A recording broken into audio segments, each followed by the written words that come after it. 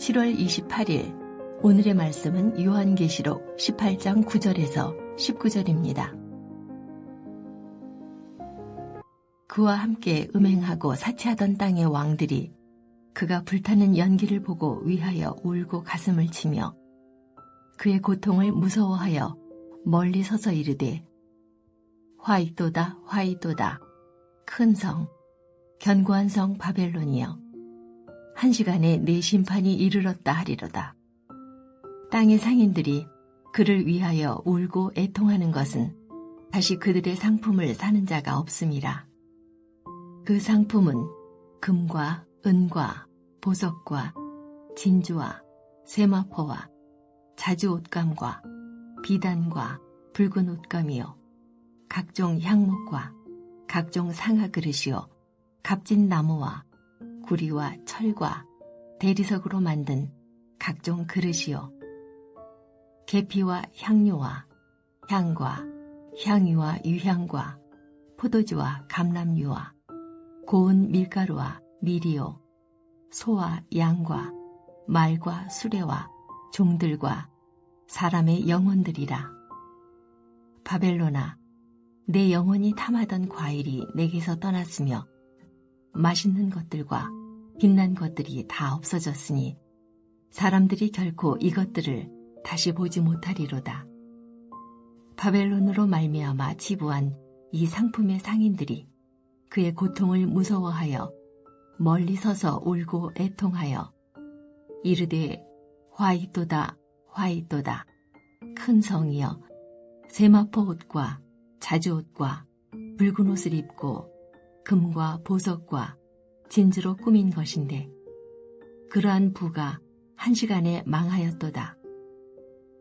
모든 선장과 각처를 다니는 선객들과 선원들과 바다에서 일하는 자들이 멀리 서서 그가 불타는 연기를 보고 외쳐 이르되 이 큰 성과 같은 성이 어디 있느냐 하며 티끌을 자기 머리에 뿌리고 울며 애통하여 외쳐 이르되 화이또다 화이또다 이 큰 성이여 바다에서 배부리는 모든 자들이 너의 보배로운 상품으로 치부하였더니 한 시간에 망하였도다.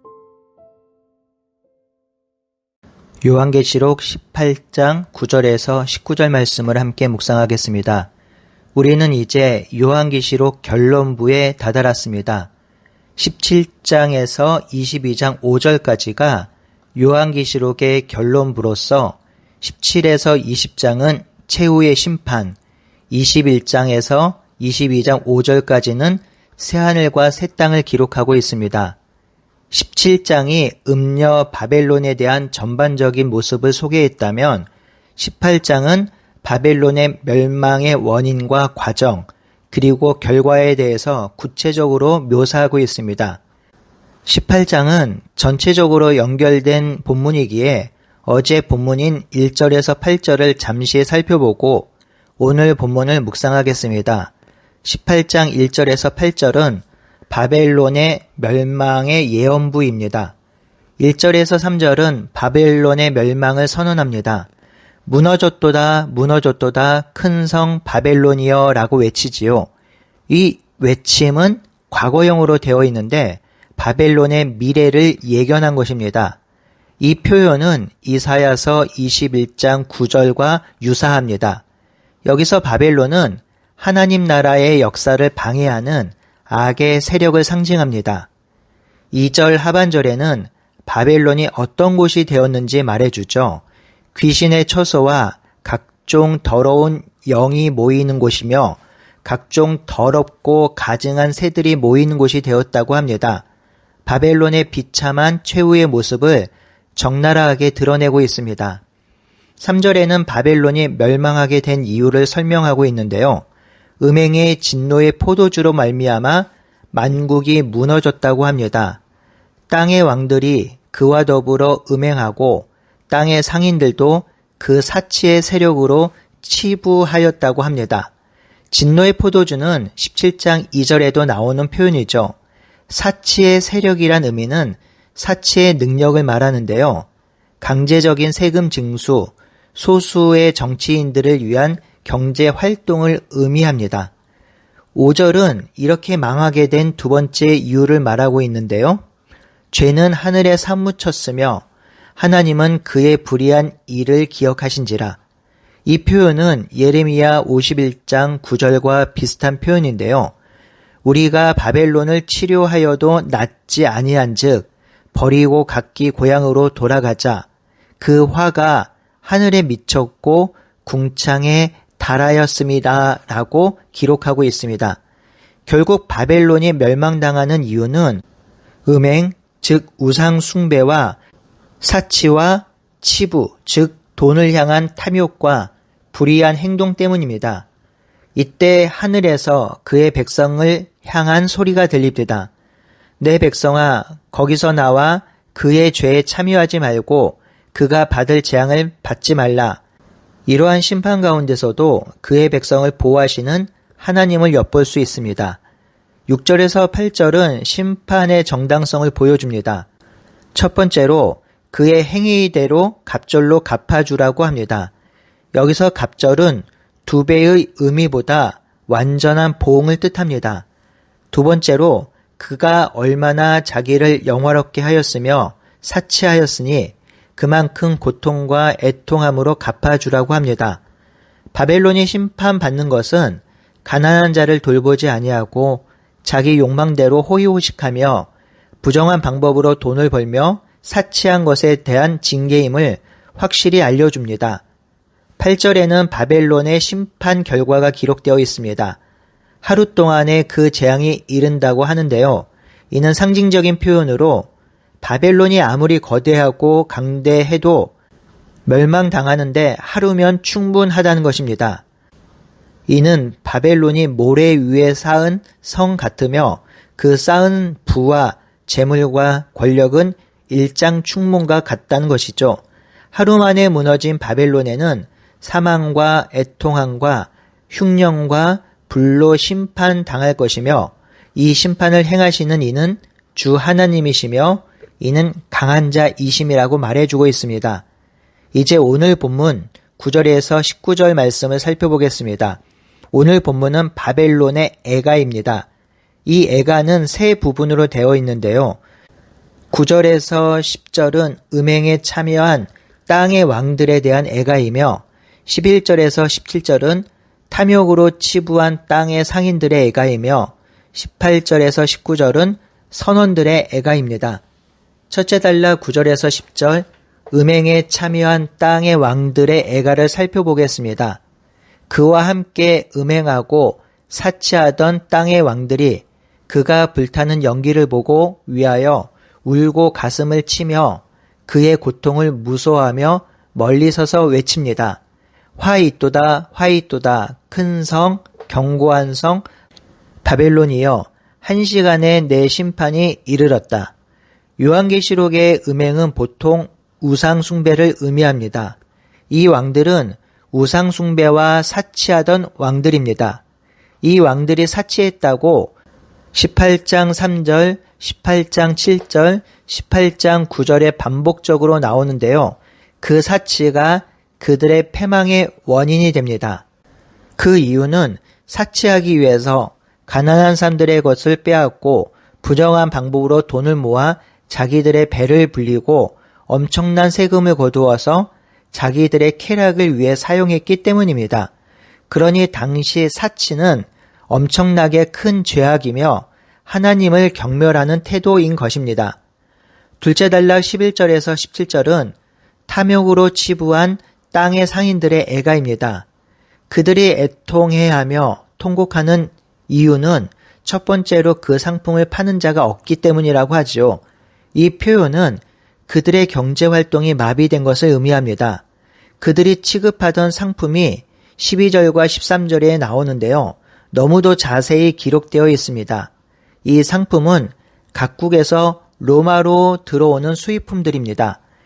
귀금속 종류는 금, 은, 보석, 진주이며 옷감은 세마포, 자주옷감, 비단, 붉은 옷감이며 건축 장식은 각종 향목, 상아, 그리고 그릇, 갑진나무, 철 대리석으로 만든 각종 그릇이며 향품은 계피, 향료, 향유, 유향이며 식료품은 포도주, 감람류, 고운 밀가루, 밀 등이며 가축은 소, 양, 말, 수레이며 노예와 종들과 사람들의 영혼이라고 합니다.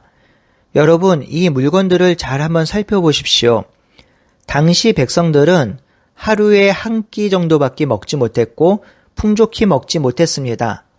가난한 자들 그리고 못 먹는 자들이 차고 넘쳤습니다.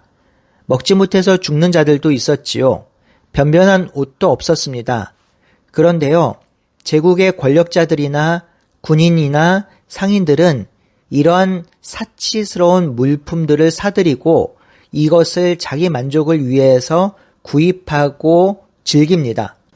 이렇게 하기 위해서 가난한 자들의 것을 빼앗고 혈세를 거두어서 호화스럽고 사치스러운 행위를 한 것입니다. 하나님이 이러한 행위를 그리고 이런 자들을 그냥 두실 리 없지요. 그래서 이들에게 심판이 내려지는 것입니다. 오늘날과 거의 비슷하지 않나요?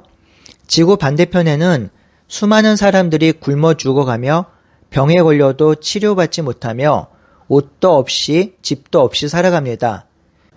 그럼에도 이 땅의 상위 10%의 사람들은 평생 동안 하고 싶은 것을 다 해도 쓰지 못할 돈을 가지고 삽니다.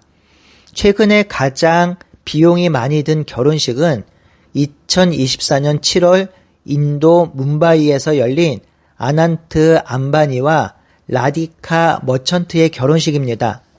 이 결혼식은 무려 6일 동안 진행된 결혼식이었는데요. 비용이 6천억에서 1조 정도 소요되었다고 합니다. 정말 놀랍고도 당혹스럽지 않나요? 이런 세상이 지금 우리가 살고 있는 세상입니다. 두 번째로 상인들이 애통해하는 이유는 그들의 영혼을 탐하는 과일들이 그들에게서 떠나갔으며 그리고 맛있는 것과 빛난 것이 다 없어졌기 때문이라 합니다. 이들은 다시는 이런 과일을 맛보지 못하고 누리지 못할 것입니다. 이들은 세마포 옷과 자주 옷과 금과 보석과 진주로 꾸몄는데 1시간 안에 망했다고 합니다. 이것이 둘째 상인들의 애가입니다. 셋째 단락은 18절에서 19절 선원들의 애가입니다. 그가 불타는 연기를 보고 외쳐 이르되 이 큰 성과 같은 성이 어디 있느냐 하며 티끌을 자기 머리에 뿌리며 울며 애통하며 외쳐 이르되 화 있도다 화 있도다 이 큰 성이요 바다에서 배 부리는 모든 자들이 너의 보배로운 상품으로 치부하였더니 1시간에 망하였도다.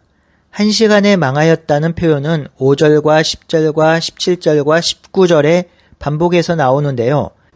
이는 정말 순식간에 망했다는 것을 상징적으로 말해줍니다.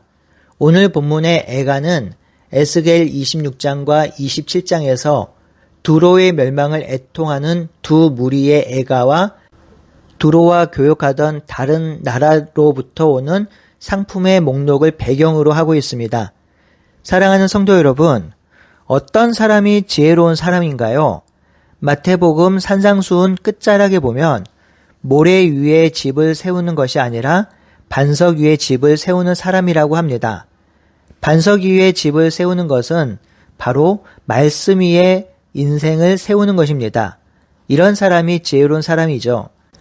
이 땅의 것이 화려해 보이고 반짝반짝해 보이고 아름다워 보여도 하나님의 심판이 임하면 1시간이면 무너집니다. 그때는 돌이킬 방법이 없습니다. 사람들을 속이고 등쳐먹고 벌어들인 돈, 재물, 명예, 권세 그런 것들은 순식간에 무너집니다. 그들은 곧 고통과 슬픔과 낭망에 찬 통곡과 애가를 부를 것입니다. 자신의 삶을 후회하는 조가를 부를 것입니다.